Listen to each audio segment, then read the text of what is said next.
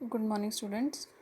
3.2 का second question और third आगे के जो क्वेश्चंस हैं वो इन रिजल्ट्स पे डिपेंड करते हैं। ठीक है, पहले मैं आपको रिजल्ट बता रही हूँ।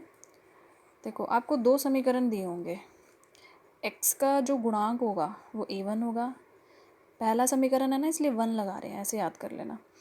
y के आगे जो है वो b1 है, और जिसके साथ ना x है ना y है, जैसे 2 लिखा होगा, 4, जो कांस्टेंट टर्म होगी वो हमारा c1 है।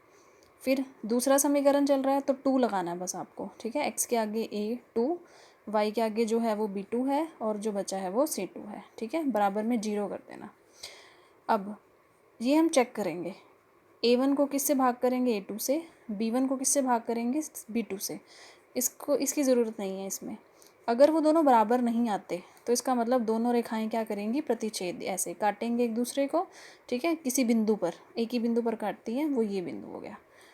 तो इसके कितने हल हुए, एक बिंदु पर काट रही है ना, तो एक ही हल हो गया। इसको अद्वितीय बोलते हैं। या फिर हमें क्वेश्चन ये भी आ सकता है कि संगत है हल या असंगत है। तो अगर कोई भी हल निकले तो वो संगत होता है। ठीक है, अब अगला में हमने क्या चेक करना है, a1 को किससे भाग करना है, a2 से, b1 को b2 से, c1 को c2 से।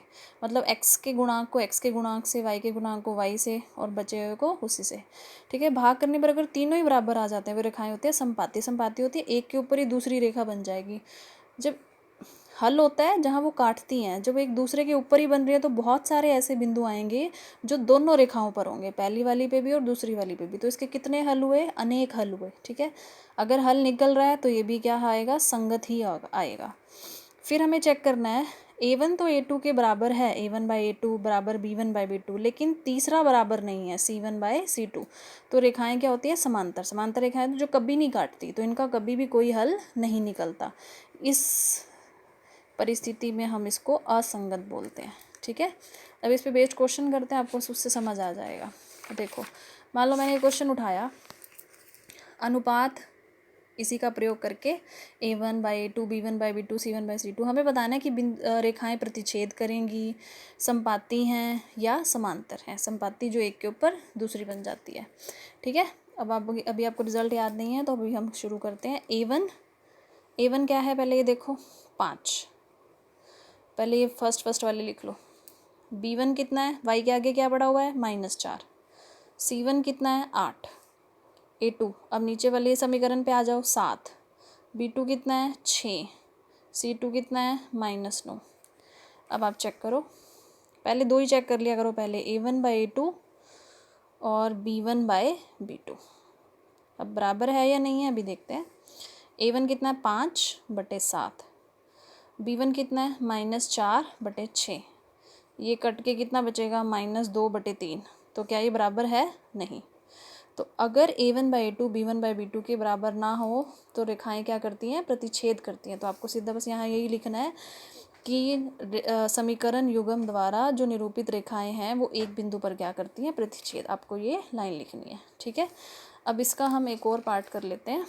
जैसे देखो, आपको ये दिया हुआ है, इसमें a1 हमारे पास 9 हो गया, b1 3, c1 12, a2 18, b2 6, c2 24। करो भाग, 9 18। ये हमारा हो गया a1/a2।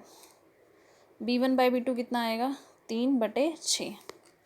c1/c2 कितना आएगा, 12/24। अब देखो, 9 एकम 9, 9 दूनी 18, 1/2 आया। 3 एकम 3, 3 दूनी 6, ये भी 1/2 आ गया। 12 एकम 12, 12 दूनी 24, ये भी 1/2 आ गया। तो तीनों बराबर आ रहे हैं, a1/a2 बटे b1/b2, c1/c2, तीनों क्या आ रहे हैं, बराबर।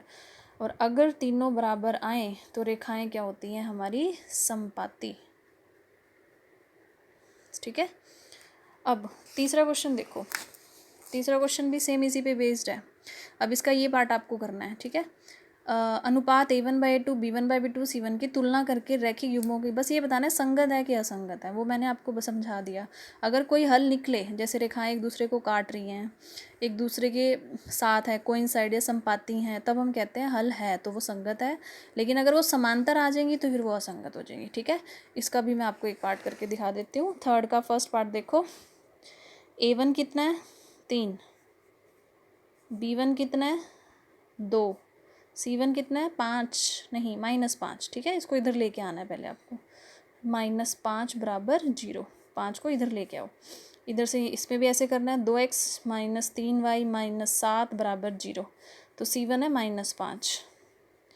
A2 कितना है 2, B2 कितना है -3, C2 कितना है -7। अब भाग करो, A1/A2 कितना आएगा 3/2, B1/B2 कितना आएगा -2/3, C1/C2 कितना आएगा, माइनस माइनस कट जाएंगे 5/7। क्या ये दोनों बराबर आ रहे हैं? अगर ये दोनों बराबर नहीं आते तो तीसरा चेक नहीं होता, ये दोनों बराबर नहीं आ रहे। तो रेखाएं क्या करती हैं? प्रतिच्छेद। रेखाएं प्रतिच्छेद करती हैं, और अगर रेखाएं प्रतिच्छेद करती हैं तो हम क्या कहते हैं कि इसको संगत, तो ये संगत काउंट होगा। ठीक है, थैंक यू।